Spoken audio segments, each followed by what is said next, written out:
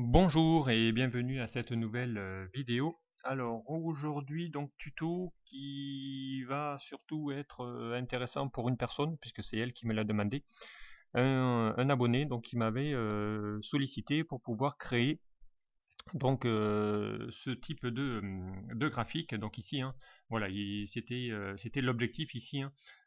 Donc la personne je crois est médecin ou kiné. Voilà, donc il gère des patients qui ont donc ben, des problèmes de genoux et donc ils doivent porter donc des genouillères. Et en fonction, donc il voulait savoir au fur et à mesure du temps, suivant les évolutions et suivant les modifications qui sera faites plusieurs sur le temps, sur la durée, donc de voir eh bien ici la douleur. Donc il voulait gérer un graphique qui va s'adapter automatiquement pour ces patients et lui indiquer ici par des codes couleurs le type de douleur qu'a le patient. Donc ici, comment réaliser ça sur Excel? Alors déjà, donc il est parti ici d'une table, donc j'ai changé les noms pour ne pas qu'il y ait confusion. Voilà, donc ici hein, j'ai des noms, j'ai remis des noms fictifs, mais sinon le reste des données est quasiment identique. Voilà, donc ici ce genre de tableau qu'il gère, donc ici il voudrait faire une représentation graphique pour chacune des personnes correspondantes, donc et afficher ici bien ce type d'indicateur. Donc en mettant ici des codes couleurs, hein, il m'avait aussi demandé de mettre en rouge lorsque la douleur, bien c'est la douleur initiale, hein, avant même de recevoir, je pense, sa genouillère. Et ensuite, au fur et à mesure du temps, donc lors de la première utilisation, est-ce que la douleur a diminué? Au bout de la cinquième utilisation, est-ce qu'elle a encore diminué ou pas? Et ainsi de suite. Et que ça, donc, ben, ça soit dynamique par rapport ici aux données que l'on va saisir ici dans le tableau. Alors, voilà ici eh bien l'énoncé. Et à partir de là, donc, ben, il a fallu créer. Donc, moi, je suis parti sur un graphique pour aller générer ce genre de schéma. Alors, ben ici, on va le faire individuellement pour chacun de mes patients. Alors, donc ici, eh j'avais utilisé une recherche V, mais l'inconvénient, c'est que je vois ici qu'il peut y avoir des homonymes. Donc ici, je ne peux pas faire de recherche V sur mon nom, puisque je peux avoir des homonymes. Donc du coup, ma recherche V va s'arrêter sur la première valeur qu'il voit. S'il y a un doublon, je vous rappelle, la recherche V n'est pas possible. Donc j'ai dû créer donc une troisième colonne. Donc ici, hein, j'ai inséré une nouvelle colonne. Ici, je vais lui mettre nom patient. Voilà. Et ici, donc, on va aller fusionner tout ça. Voilà. Et ici, donc, j'ai concaténé ici les chaînes de caractères. Donc ici, bien comment j'ai fait? Donc, j'ai fait égal, hein, je suis parti ici de de mon prénom que j'ai concaténé avec le et commercial. J'ai mis un espace et je reconcatène encore avec quoi? Eh bien, avec mon nom. Et là, donc ici, j'ai le nom de mon patient. Voilà, ici, je peux maintenant faire glisser ma formule vers le bas. Voilà, ici, hein, j'ai les informations concernant ici la formule. Donc maintenant, eh bien ici, hein, même si j'ai deux fois le même nom, vu qu'il a des prénoms différents, donc je vais pouvoir avoir ma clé unique, donc qui va me permettre ici de pouvoir faire mes recherches V. Alors, bien un peu plus bas, donc je lui ai fait ici une petite recherche V. Donc ici, on va lui dire bien sélection, voilà, du patient. Voilà. On va faire ça sur deux cellules. Voilà, on va fusionner. Ici, on va lui mettre bien le nom du patient. Donc ici, pourquoi pas, bien, on va lui mettre ici le nom du patient. Alors, le nom du patient, ben, ça va être quoi? Ben, ça va être ici la liste des noms. Donc, ben, j'ai créé une liste déroulante. On va créer une liste déroulante, ça sera plus simple. Alors pour ça, bien, je vais dans l'onglet données, validation de données. Voilà, je vais lui autoriser quoi? Une liste. Ma source, c'est quoi? Eh bien, ma source, ce sont tous mes prénoms qui sont là. Voilà. Et je fais OK. Donc là, maintenant, j'ai ma liste de mes prénoms qui s'affiche. Alors, on va mettre un petit format. Voilà, on va mettre ici grisé pour aller sélectionner ici le patient. Ensuite, eh bien, je vais avoir besoin ici de quelques données complémentaires. Alors, ici, j'aurais besoin... Alors, on va essayer d'insérer une ligne. Voilà, on va se décaler. Ici, donc, ça sera ben, le nom du patient, on a vu. Ici, il y aura donc bien ici les infos concernant ici l'échelle de douleur. Donc on aura besoin également d'identifier ici mon échelle. Donc l'échelle de douleur elle va de 1 à 10. Donc ici ça sera mon échelle de douleur. Voilà. Échelle de douleur. Donc on va lui mettre ici la valeur 10, ça sera la valeur maxi. Voilà. On va serrer tout ça. Ensuite, bien, il va falloir qu'on récupère ici les infos de ici mes valeurs hein, que je vais vouloir représenter. Hein. Donc ici, il va me falloir me mettre ici ma douleur initiale. Douleur initiale. On va avoir besoin ici de la première utilisation. Voilà. La cinquième utilisation. Et la 10e utilisation. Voilà. On va aller récupérer tout ça. Voilà.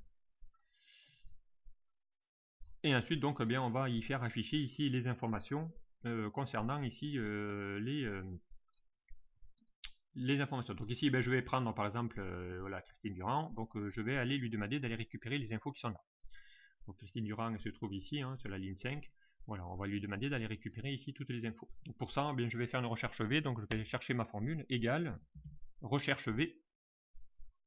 Voilà. Ici, il vous faut quoi? Eh bien, la valeur cherchée, c'est quoi? C'est ici mon nom, le nom de mon patient. Donc ici, je vais figer, je vais faire F4 pour aller figer ma cellule puisque elle ne bougera plus. Il va vous demander où se trouve ma table des matrices. Eh bien, ma table de matrice, c'est tout ça. Donc c'est tout mon tableau. Donc je sélectionne à partir de mes noms. Hein, je n'ai pas besoin de prendre le prénom puisque ma clé de recherche, c'est à partir de mon nom. Voilà, je vais figer également ça en faisant F4 pour ne plus que ça bouge. Ensuite, il va vous demander ici le numéro d'index colonne concernant ma matrice. Et bien ici, hein, c'est-à-dire c'est le numéro de la colonne que je dois récupérer l'info. Donc ici, on va chercher la douleur initiale. Et bien la douleur initiale par rapport à mon tableau ici qui est entouré de rouge, c'est la 1, 2, 3, 4, 5, cinquième colonne. Donc je vais mettre 5. Et ensuite, il va vous demander est-ce que vous voulez récupérer la vraie valeur ou enfin approximative ou la vraie valeur correspondante. Et nous, on va lui dire la vraie, donc on va lui mettre un petit fou. Je ferme ma parenthèse et je valide. Donc là, il va chercher le 3. Pourquoi? Parce que Christine Durand, dans sa douleur initiale, c'est bien 3. Voilà. Si je prends un autre nom, par exemple, je vais prendre bien moi, par exemple. Voilà, ici, il va bien récupérer les infos correspondantes. Après, une fois que vous avez fait ça, on fait glisser la formule vers la droite. Et là, je n'ai plus qu'à changer ici mon index colonne. Donc ici, bien, il ne va plus chercher dans la colonne 5, mais dans la colonne 6. Voilà, ici, il ne va plus chercher dans la colonne 6, mais la colonne 7. Et après, la colonne 8. Voilà, donc ici maintenant j'ai toutes les infos. Maintenant ici je vais chercher voilà, Paul Young. Donc Paul Young, voilà, donc il est à 7, 4, 3, 3. Voilà, donc ici hein, je me retrouve avec mes données qui correspondent voilà, donc, automatiquement. Voilà ici hein, j'ai mon tableau qui est maintenant créé.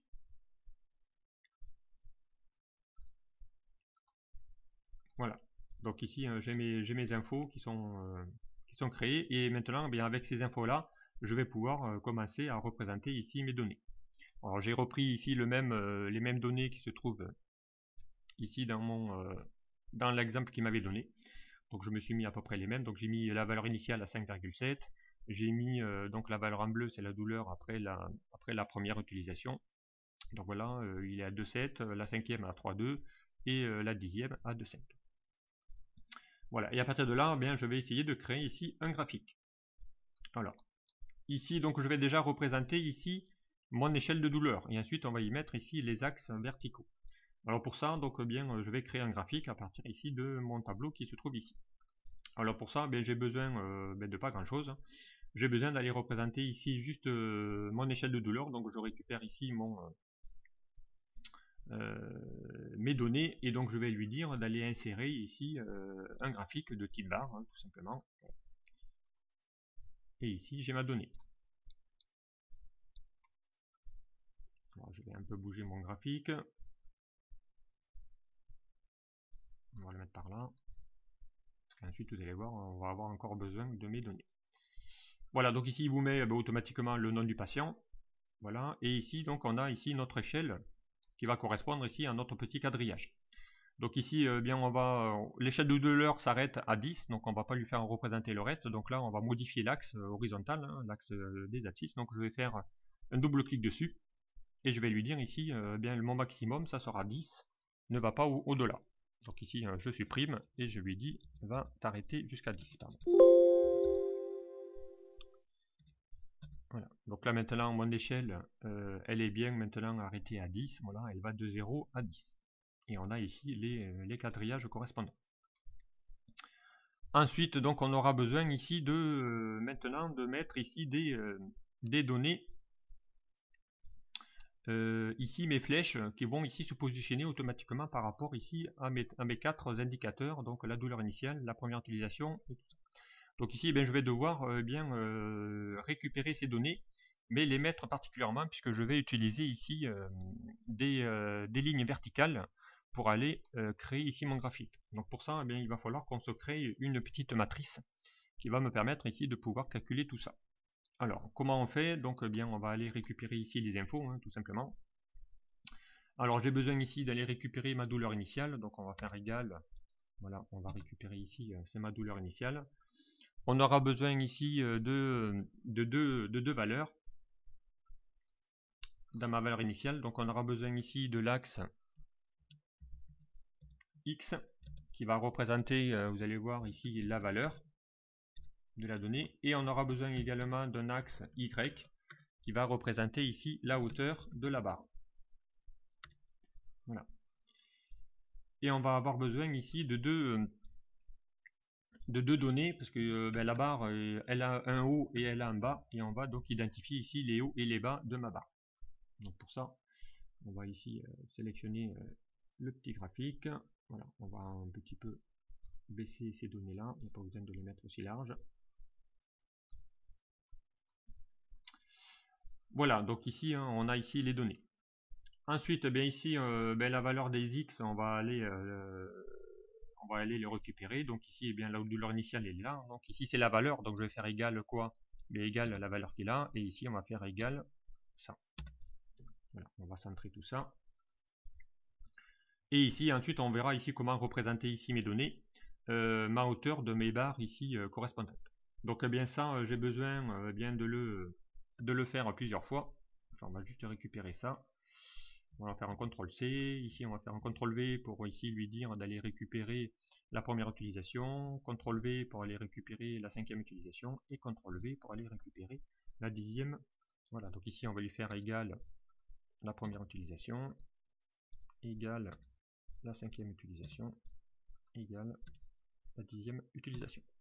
La valeur des X, ça sera égal à la première utilisation, égale la 5e utilisation, pardon, égale la 10e utilisation. Donc maintenant ici, si je change une donnée, vous allez voir, vos données vont automatiquement s'actualiser. Voilà. Donc ici, on a notre grille qui va s'afficher. Donc je rappelle, les valeurs, c'est bien celle-là qu'il va falloir représenter ici avec les chiffres. Allez, maintenant c'est parti. Donc on verra après comment ici créer notre barre ici pour aller vérifier à quoi correspond mon axe Y et à quoi correspond mon axe X. Alors je vais ici modifier mon graphique et on va mettre ça par défaut. Allez, je vais récupérer mon nom, comme ça on va le faire par rapport à la petite représentation qui est là. Donc je vais la bouger, je vais la mettre ici, voilà. Alors c'est parti, donc ici je me mets ici dans mon graphique et je vais lui dire ici dans les outils de graphique, je vais aller lui dire création et je vais lui demander d'aller lui rajouter donc une donnée. Donc on va faire ici une nouvelle donnée, on va rajouter une nouvelle donnée tout simplement et on va faire OK. Voilà, on va fermer la boîte. Donc ici j'ai ma nouvelle donnée qui apparaît, donc évidemment c'est pas ça que je veux. Donc puisque c'est pas une barre que je veux créer, ça sera ici des barres, des lignes verticales, donc, voire mettre des flèches puisqu'il m'avait demandé à y mettre des flèches. Donc je sélectionne ici ma nouvelle série que je viens de créer et je vais lui dire elle de modifier. Donc ici je vais faire un clic droit et je vais lui dire ici de modifier ce type de graphique de série de données. Voilà. Donc la série 2, la voilà. Donc ici, je vais la cocher. Je vais lui dire de changer de graphique. Je ne vais plus partir sur des barres. Mais je vais lui demander d'aller mettre ici, de créer un nuage de points XY. D'où ici bien mes deux axes. Et je vais lui demander d'aller chercher ici uniquement le nuage de points en ligne de droite. Je clique dessus et je fais OK. Alors, vu qu'on lui a donné aucune valeur hauteur, donc ici la barre est existante, mais on ne sait pas trop où elle est. Donc on va essayer de la trouver. Donc pour la trouver, comment on fait? Donc on va dans l'onglet format. On va ici lui dire d'aller chercher ici dans ma zone de graphique ma série 2 que je viens de créer. Et bien ici, là, voilà. Donc vous allez voir, elle est toute petite. Puisqu'elle est là. Donc ici, c'est le point que représente ma valeur. Donc ici, bien évidemment, on va lui changer tout ça.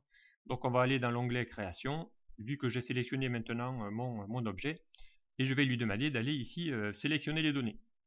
Et là, on va lui dire, eh bien, je vais récupérer ma série et je vais ici la modifier. Voilà.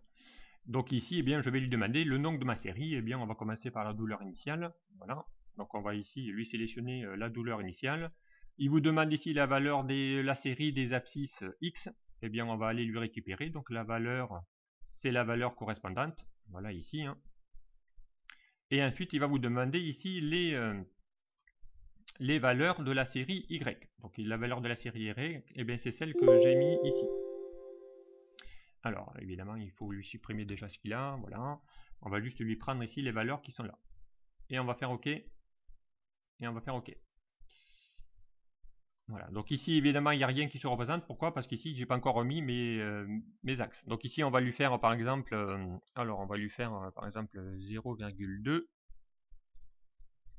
Et ici, on va lui mettre 0,2 et 0, par contre. Alors si je mets 0 jusqu'à 0,25, voilà. Et ici, donc, on vient de dessiner ici notre barre verticale. Donc ici, le 0 correspond à mon bas, à mon haut, pardon. Oui, à mon bas, plutôt. Pardon, autant pour moi, on s'est trompé. Voilà, c'est le bas et ici c'est le haut. Alors, à quoi correspondent mon 0,2 et mon 0? Donc ici, quand j'ai changé mon graphique, il vous a créé ici un deuxième axe vertical qui correspond ici à mes données. Donc ici, eh bien, on va essayer de faire en sorte que ça soit un peu plus simple à utiliser.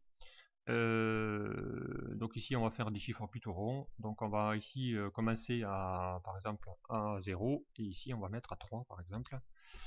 On va faire OK. Voilà. Et là, du coup, eh bien, on va aller voir maintenant que ça sera beaucoup plus simple. Ici, il veut une flèche qui sort de mon cadre. Donc on va commencer à 0,5. Donc on va faire 0,5. Vous allez voir ici qu'il commence ici à 0,5 et ensuite ici on va lui mettre à 2,1. Voilà, donc même 2,1 c'est pas assez, on va faire 2,5. Voilà.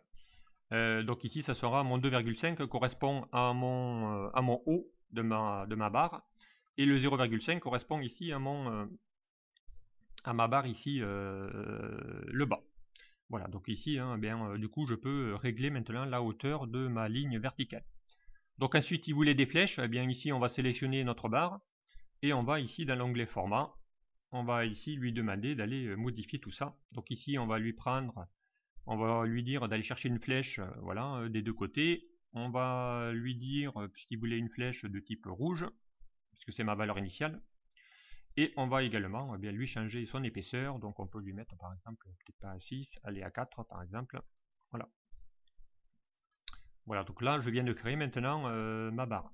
Donc ici, si la valeur modifie, donc si par exemple je choisis maintenant une autre personne, ben, vous allez voir, ici c'était Paul Young.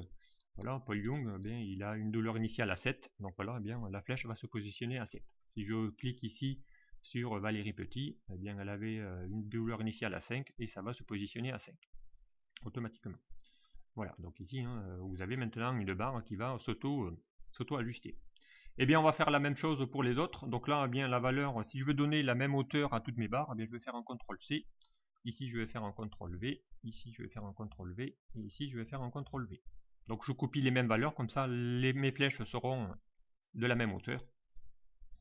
Et je vais donc bien maintenant continuer dans mon graphique. Donc ici, je fais la même chose. Donc je vais ici dans mon onglet création.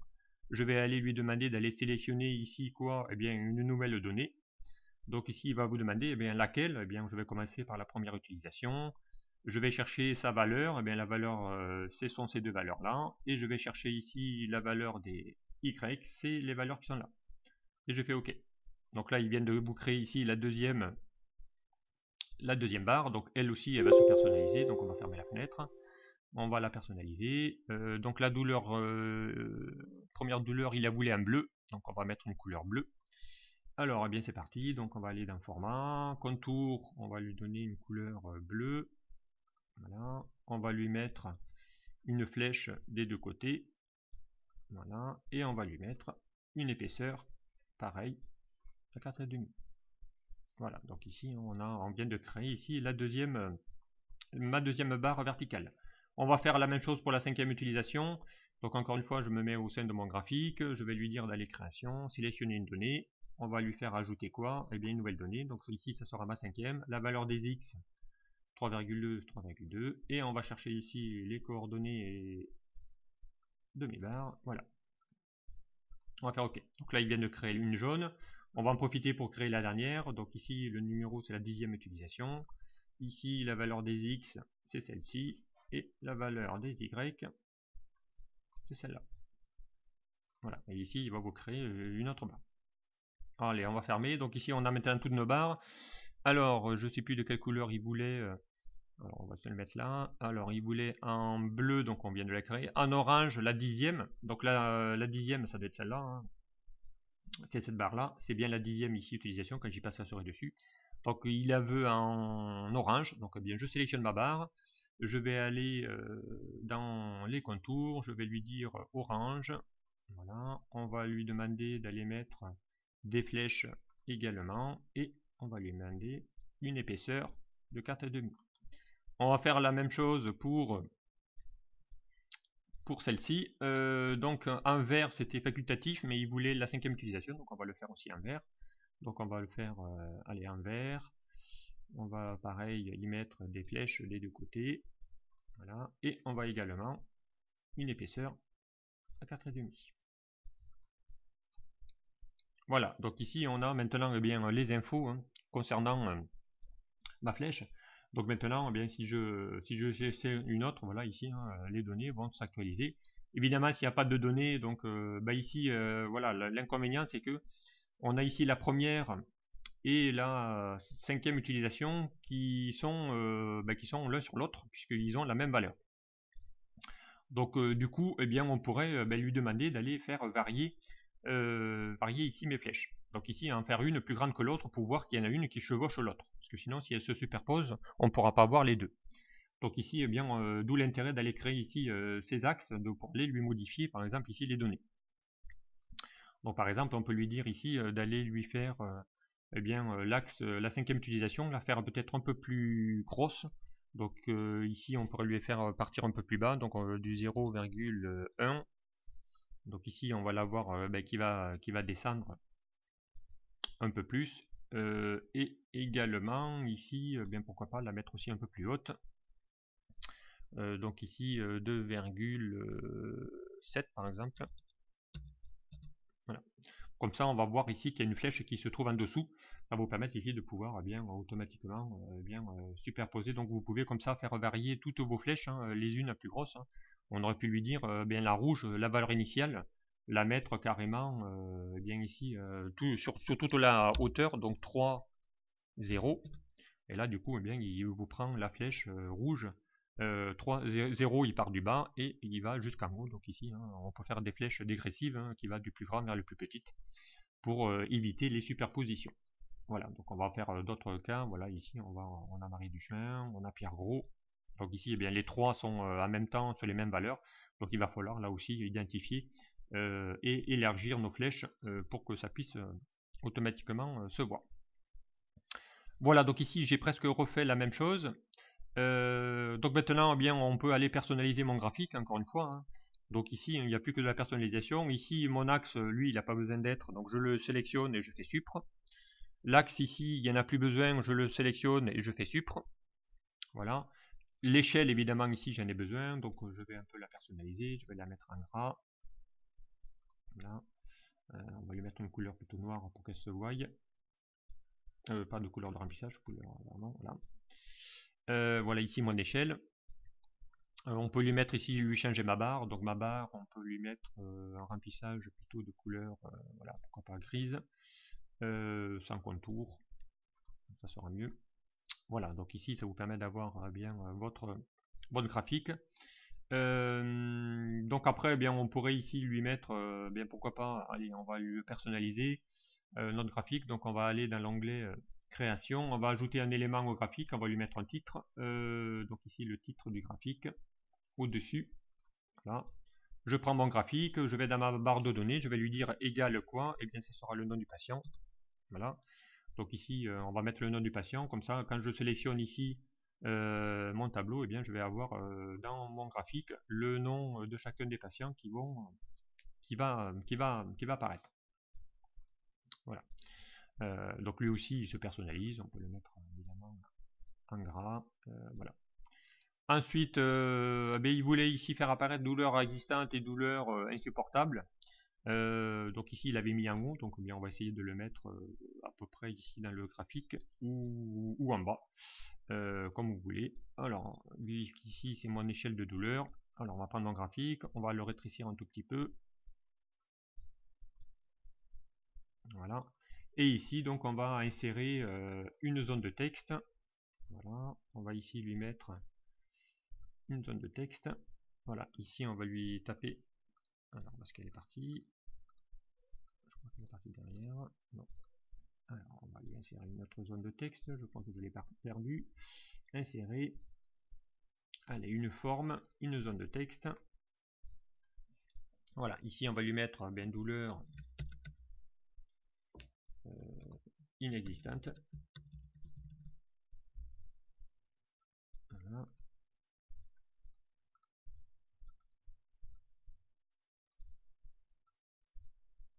Allez, on va mettre ça en gras pour que ça se voie. Douleur inexistante. On va faire la même chose. CTRL-C, CTRL-V. Donc comme ça, ici, on va lui mettre douleur insupportable.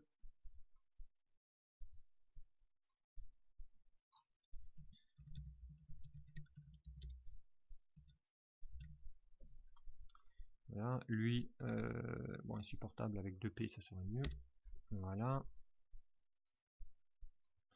Lui, on va le centrer plutôt à droite. Voilà. Douleur insupportable, douleur inexistante. Voilà, comme ça on a ici mon tableau. On aurait pu également y rajouter mes étiquettes de données. Donc si je fais insertion, pardon, création, je vais lui demander d'aller insérer les étiquettes de données. Alors on va les mettre sur le bord étiquettes de données, sur le bord extérieur. Pourquoi pas. Alors comment on pourrait mettre ça? Allez, on va essayer de lui mettre ici une légende, pourquoi pas. Voilà, bord extérieur. Donc évidemment ici on va les personnaliser puisqu'il n'y a pas besoin de les mettre partout. Donc ici on va supprimer celle du bas. Donc vous faites 2 clics pour sélectionner et un deuxième clic pour sélectionner celui que vous voulez. Voilà. Voilà, on lui retire. Lui il n'y en a pas besoin puisque c'était mon axe, donc lui on va la supprimer aussi. Ici donc on va sélectionner bien mes étiquettes de données. Donc on va la personnaliser, hein. Donc encore une fois, on va partir de notre graphique, on va sélectionner les étiquettes, on va mettre en forme les étiquettes de données, on va lui faire afficher que les valeurs X, on va pas lui afficher le bas. Voilà, donc ici ça va vous permettre de pouvoir avoir ici les étiquettes. Alors, position de l'étiquette, est-ce qu'on peut le mettre au-dessus? Voilà, on va la mettre au-dessus, c'est mieux. Voilà, pareil ici.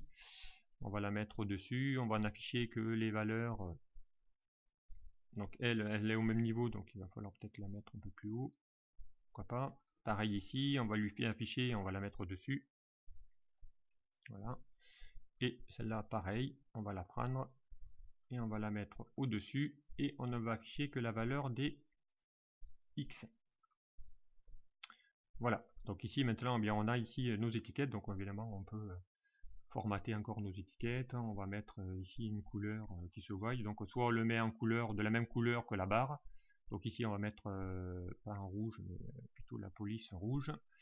Donc ici on va mettre en rouge et en gras. Voilà. Ici on va faire la même chose. On va mettre en police verte et en gras. Lui pareil, on va mettre une police bleue et en gras. Et ici pareil, police orange et en gras. Voilà, donc ici maintenant, bien, si je sélectionne un autre client, donc maintenant je vais avoir ici mes données, 1, 1, 1, voilà 3, 1, 1, 1. Voilà, encore une fois, il va y avoir ici les données qui vont s'afficher automatiquement. Voilà ici votre à peu près donc la même représentation que ce tableau là. Donc voilà, maintenant j'ai mon graphique qui est fait. Donc je pourrais l'utiliser sous format widget pour ceux qui connaissent. Encore une fois, mais sa demande c'était d'avoir ce tableau là et ensuite de pouvoir lui faire un compte rendu dans Word. Eh bien je pourrais par exemple ici sélectionner mon graphique, je vais faire un copier, donc je vais ici dans mon onglet accueil, presse-papier, je fais copier, je vais ouvrir Word, vous allez voir, voilà, je vais ouvrir Word, ici je vais créer un nouveau document, voilà, exemple ici ça sera par exemple, pourquoi pas, bien compte rendu du patient, voilà, et ici je peux lui dire d'aller faire un collage spécial, donc ici je peux coller mon graphique tel quel, ou avec la mise en forme évidemment, avec liaison des données, comme ça dès que vous allez automatiquement actualiser votre graphique, il va s'actualiser tout seul. Exemple ici j'ai fait avec liaison, donc on va un petit peu le modifier, voilà, donc on va essayer de l'agrandir un tout petit peu, pour avoir ici à peu près sur notre page, automatiquement. Lui on va la monter un tout petit peu, voilà. Donc ici j'ai la barre me concernant, donc ici j'ai fait un copier de mon graphique avec liaison, s'il prend toujours les mêmes infos. Donc ici maintenant si je reviens sur mon Excel, ici, pardon, si je reviens sur mon Excel et que je change de nom, ici je vais prendre par exemple, je sais pas moi, Véronique Dupont, voilà, je reviens dans mon Word, et bien ici maintenant j'ai mon Véronique Dupont qui s'affiche automatiquement. Voilà, donc ici, même dans Word, je peux lui demander d'aller faire un collage spécial avec liaison et votre graphique va s'auto-actualiser automatiquement. Voilà. Ou alors, eh bien, je peux également lui demander d'aller créer carrément une image, et là ça devient vraiment une image, une photo, et ça ne bouge plus. Voilà, donc après à vous de lui dire quel type de collage vous voulez avoir. Donc si je reviens dans mon fichier Excel pour remettre mon intitulé, voilà, ici votre graphique se réactualise, mais également dans Word aussi, là j'ai également ici mon info qui se refait tout seul. Voilà ici, c'était vraiment le besoin de la personne en question. Voilà, voilà à peu près ici comment bien créer. Voilà, je suis parti ici de ce challenge et donc l'objectif c'est d'essayer de refaire ça. Donc voilà, ici ça a été refait automatiquement. Voilà, donc avec ici récupérer les infos et en même temps ici mettre les différents axes correspondants pour aller voir ici mes barres verticales qui vont s'auto-actualiser. Voilà, j'espère que ce tuto va servir surtout à la personne qui me l'a demandé, mais ça pourrait également servir donc à d'autres abonnés qui pourraient avoir à peu près ce même type de demande. Voilà, ce tuto est maintenant terminé, je vous remercie de m'avoir suivi et puis à très vite sur un prochain. Au revoir.